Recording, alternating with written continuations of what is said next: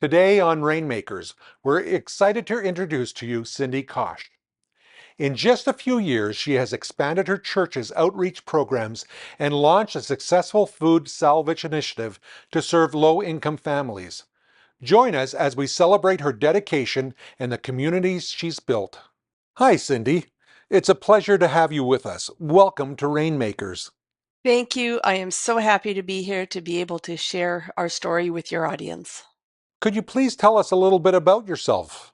My name is Cindy Koch, and I live here in Langley. Church in the Valley is also located in Langley, and I am involved in one of the ministries there called Acts of Kindness.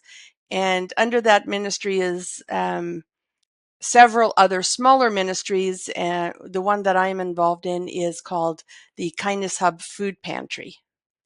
Well, here at Rainmakers, we interview guests for every episode. And the one question that always has a unique answer for each individual is, how did this start? So how did the Kindness Hub Food Pantry start? Well, I joined Church in the Valley during COVID, the fall of 2020. And one of the first meetings I had there, I just happened to mention that I'm looking for something to volunteer at because it was COVID, everybody was locked down, we couldn't go anywhere, and it just happened to be a Wednesday, and they were having a food pantry day on that day.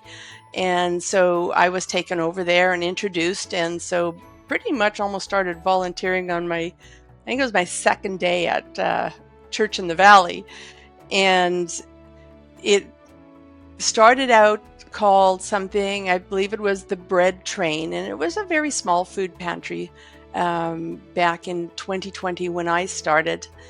And just over the years, we've been able to add to that, to grow it to what it is today, and just make it into a much more broader service for the community. It's just not a food pantry now. There's also other sort of things that are tied to it as well. Oh, that's wonderful to hear. So what other types of services are tied to the food pantry? We also have clothing. We get lots of beautiful clothing donations from all sorts of sources.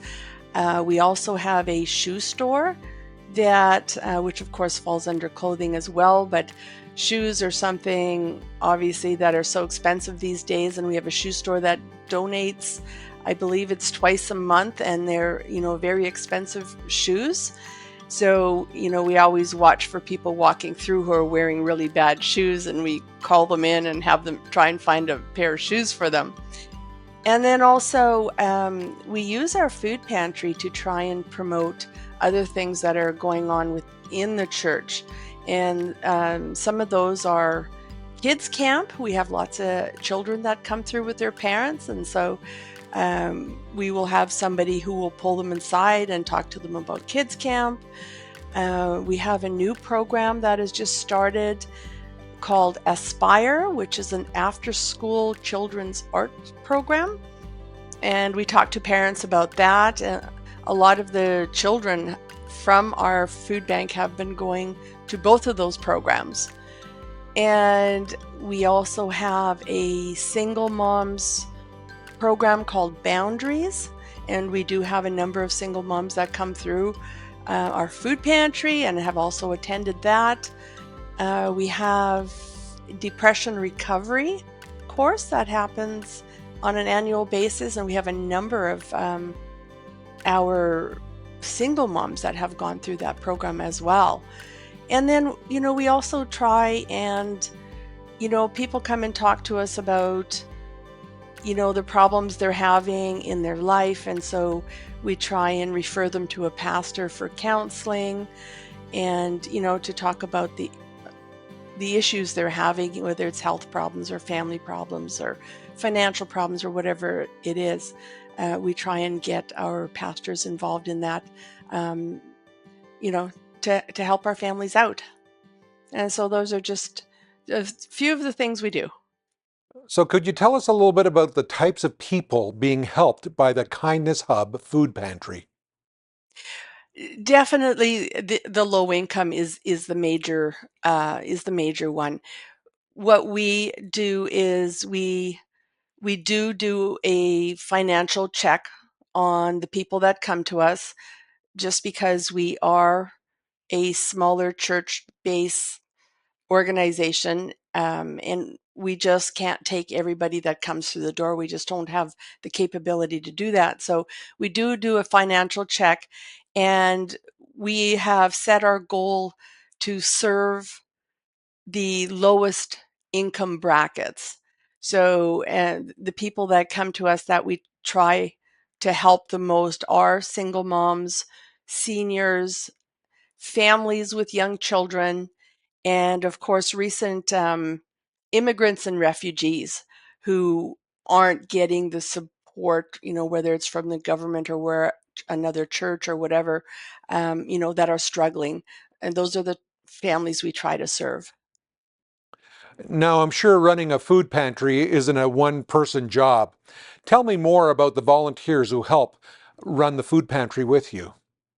Wow, it's we have amazing, amazing volunteers. So many places struggle for volunteers, and obviously, we do at times too, but we have amazing volunteers.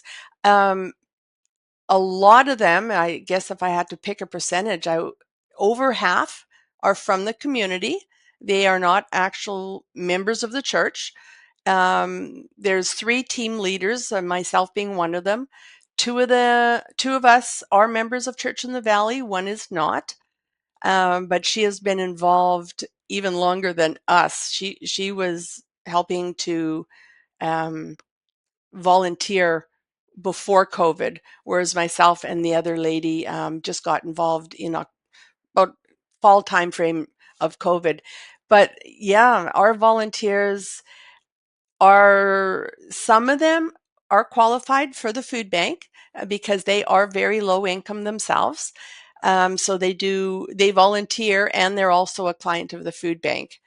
And some of them have been with us basically since I've been there, and that's almost exactly 4 years now. Um, I'm just trying to think. Most of them have been with us almost that whole time frame, and they've been long-term volunteers. So we're very fortunate. Cindy, can you share a story of someone whose life was impacted by the Kindness Hub food pantry? There are so many stories of so many people that have talked to us, and I guess the most recent story I can relate is we had a young family come from another country, and I believe they have four young children.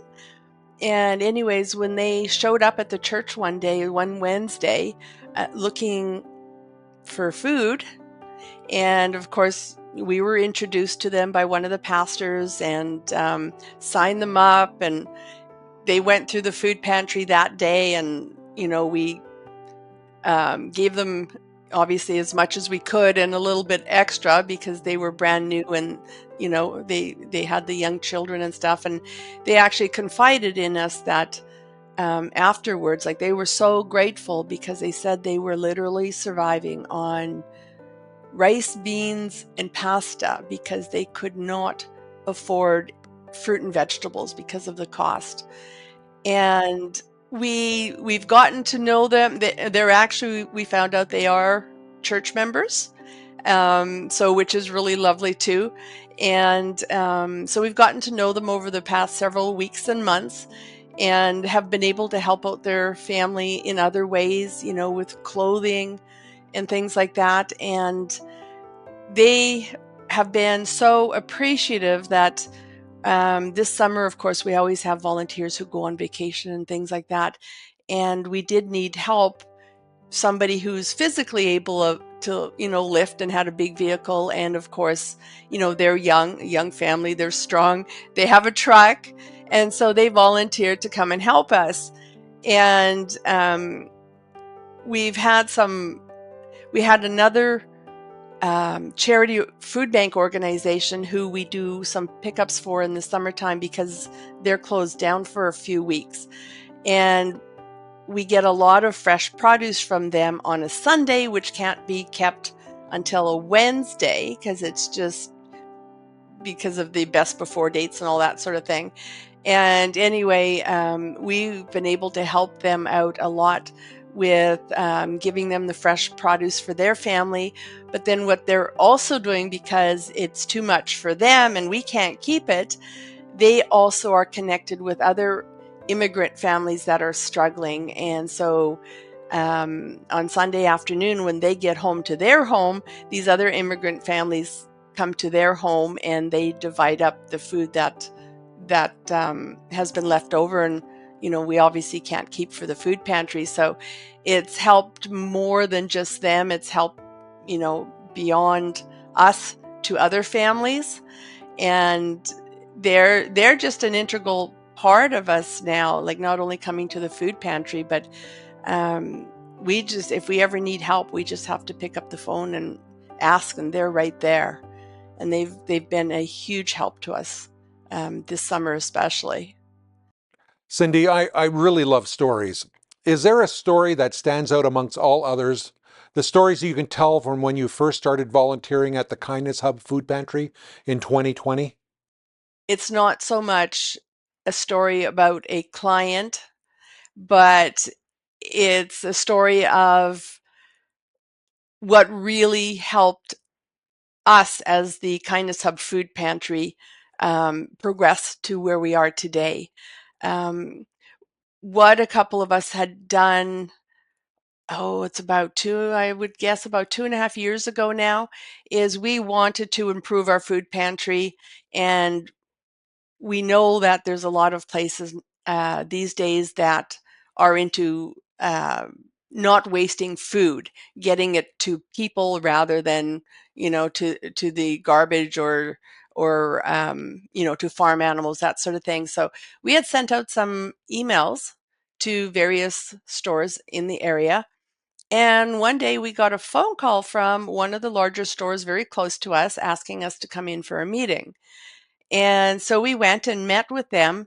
And as it turns out, the the lady who received the email from us recognized the name Acts of Kindness because as a single mom a few years ago, she was helped by Acts of Kindness.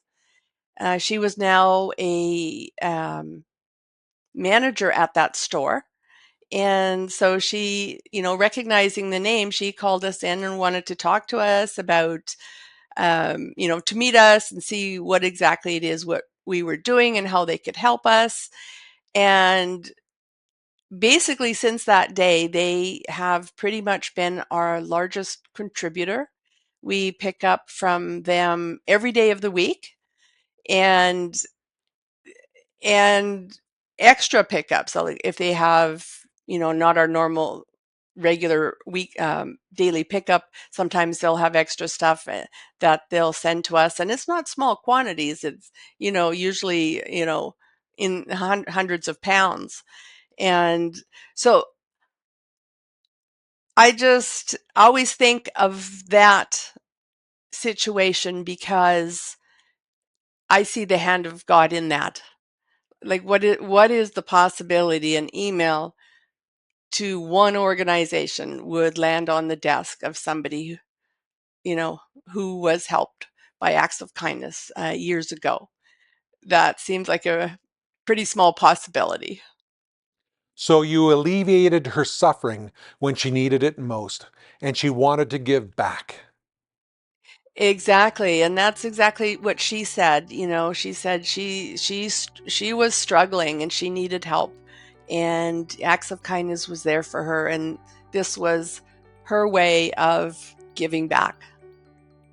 I just another very quick story. We have an immigrant family from Ukraine, and they were coming through our food bank, and their family wants to stay in Canada, and I guess part of the application is that they have to do some volunteer hours. So he came and talked to us, what could he do to help us, because besides needing the volunteer hours for his application form, he wanted to give back. He said his family was so blessed by our help that he wanted to be able to give back. And of course, having come through our food pantry several times already, he realized we were all older women, and he could see at the end of the day, we struggled with the hard work of tearing up boxes and taking out garbage and all that kind of stuff. So he's now working, but he basically comes at just before we close to help us with all of the heavy lifting, as we call it. Can you tell me some of the challenges you have faced?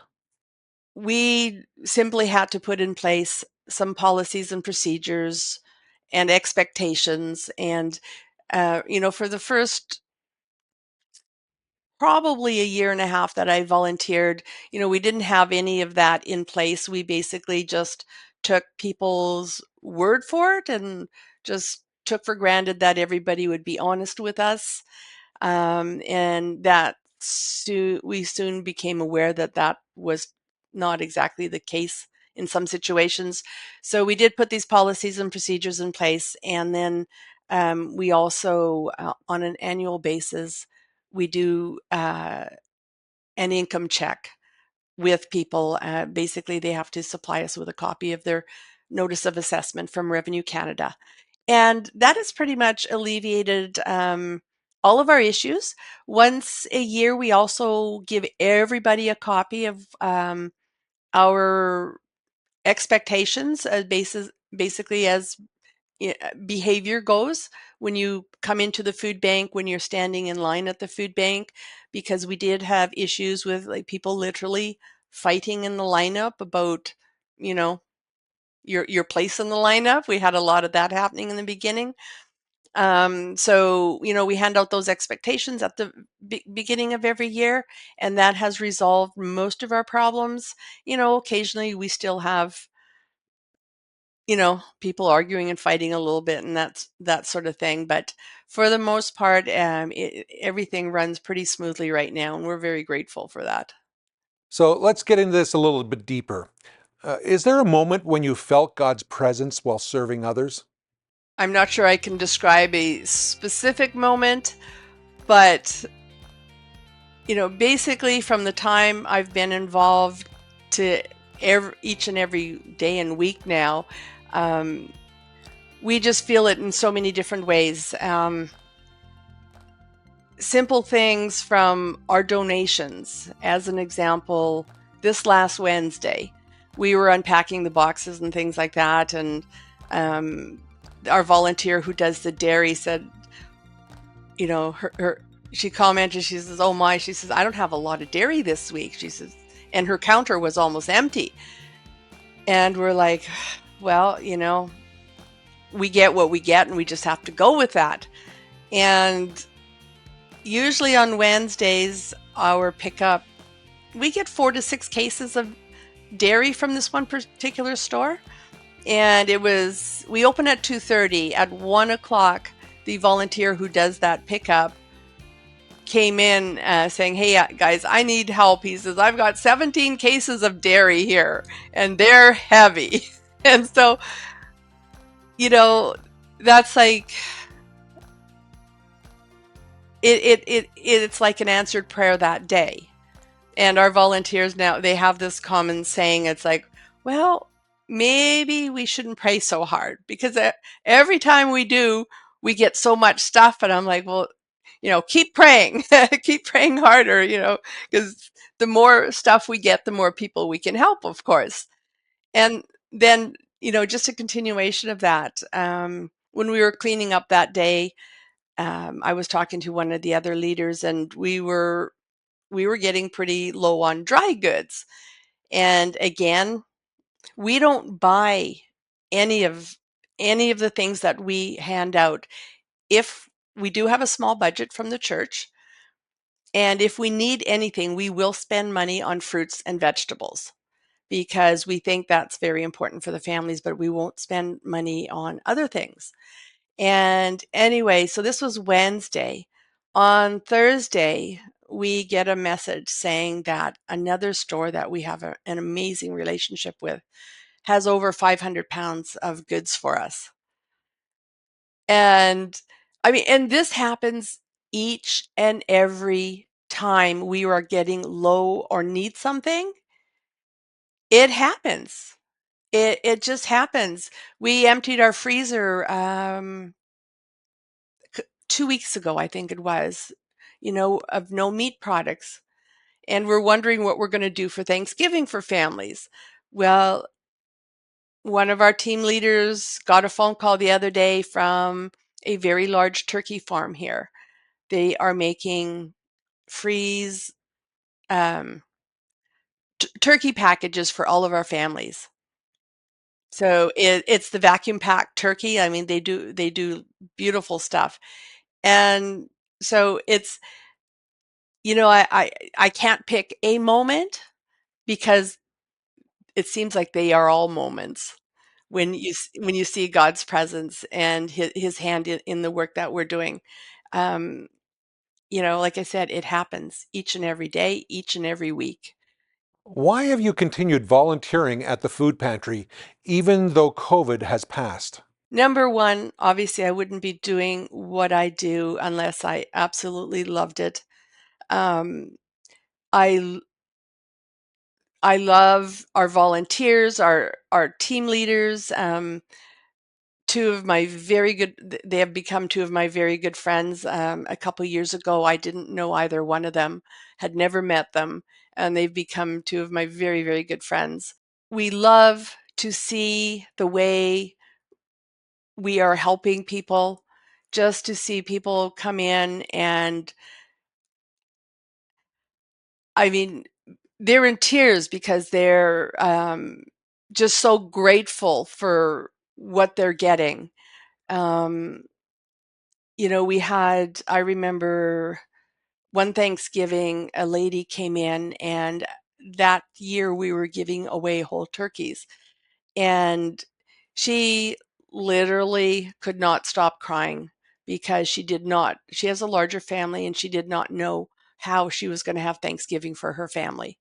And here we handed her a turkey and, the potatoes and the stuffing and the cranberry. Like, it was a whole package to do with Thanksgiving.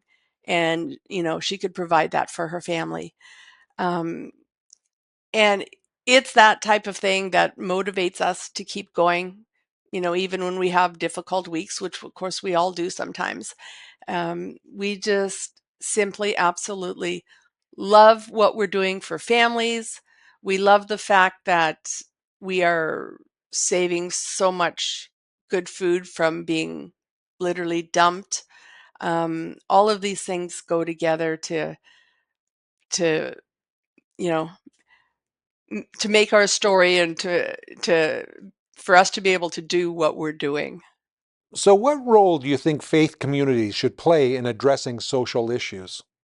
Faith communities, I think, have a huge role in society, especially, well, in our communities, especially, in this crazy world we live in today. The Bible teaches that faith is active in love. So our grateful response to God's love and grace should motivate us to live our lives that demonstrate our responsibility for the well-being of our communities.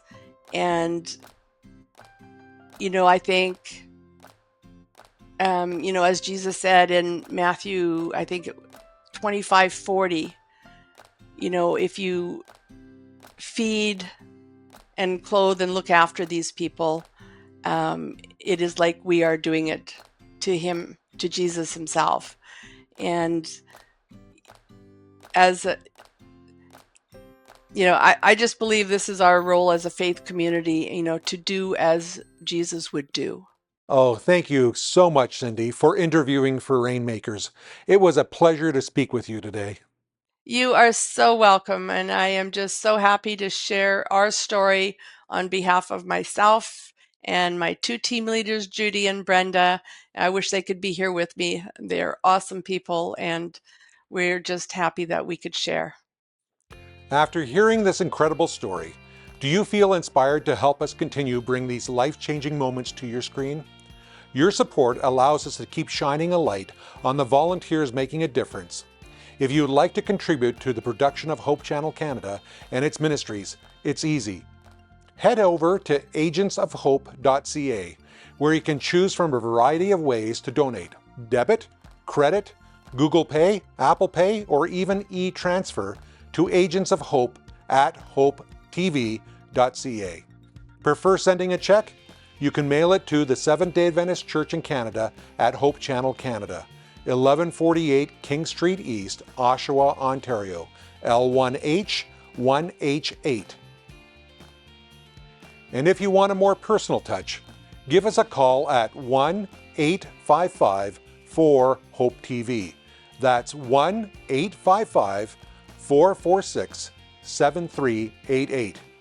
And be sure to subscribe to our YouTube channel at Hope Channel Canada and hit the bell to never miss an episode. Plus, you can catch this program on multiple platforms: hopetv.ca, cable television, the Roku app, the Hope Channel app, and of course, YouTube. Are you searching for answers to life's deepest questions? Hope Study offers free online Bible courses that explore topics like faith, love, hope, and finding purpose in life, all at your own pace and from the comfort of your own home. One of our featured studies is Why Is There Pain and Suffering in This Life?, which addresses one of life's most challenging questions and offers hope and biblical insights. This course is designed to help you find meaning and understanding during difficult times. Signing up is simple and completely free at hopestudy.ca. Start your journey today and feel free to share this resource with those who are also seeking answers.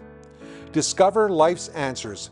Visit hopestudy.ca now and begin your journey.